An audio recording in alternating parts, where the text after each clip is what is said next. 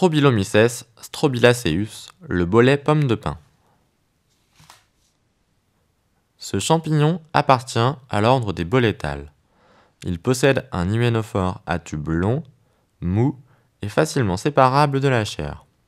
Son stipe est fibrilleux-laineux.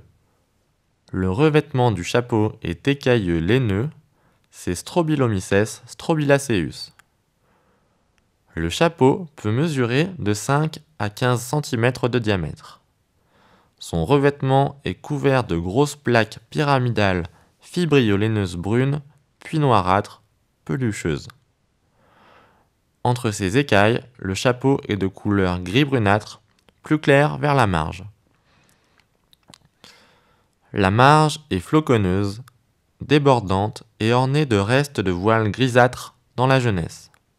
La chair est assez molle, de couleur blanchâtre rougissant intensément à la coupe, puis noircissant surtout dans le bas du pied. Elle présente une odeur faible, un peu terreuse et une saveur douce. Les tubes sont longs, adnés échancrés, de couleur gris clair, puis gris brun à noirâtre.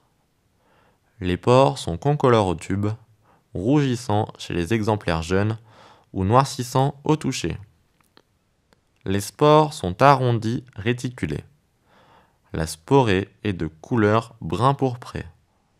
Le stipe est cylindrique, plein, un peu évasé vers le sommet. Il peut mesurer de 5 à 15 cm avec un diamètre de 1 à 3 cm. Le stipe est recouvert de mèches laineuses noirâtres sur fond pâle, au-dessous d'un anneau fugace pelucheux à membraneux, parfois ample. Strobilomyces strobilaceus, le bolet pomme de pin, est retrouvé sous feuillus et plus rarement sous conifères. Ce bolet pousse en été et en automne. Le bolet pomme de pin est un champignon non comestible. Il est peu commun. Strobilomyces strobilaceus est impossible à confondre avec une autre espèce.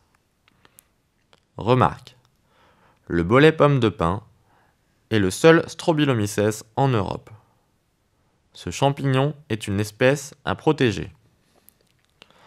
Il est important lors de la cueillette de ne pas prendre le champignon par le pied afin de conserver le réseau intact. Nous vous conseillons de systématiquement conserver 1 ou 2 exemplaires crus au frais pendant les 3 jours suivant le repas, quel que soit le champignon que vous pensez avoir consommé, afin de pouvoir le faire déterminer précisément en cas d'intoxication. Vous pouvez aussi le conserver congelé.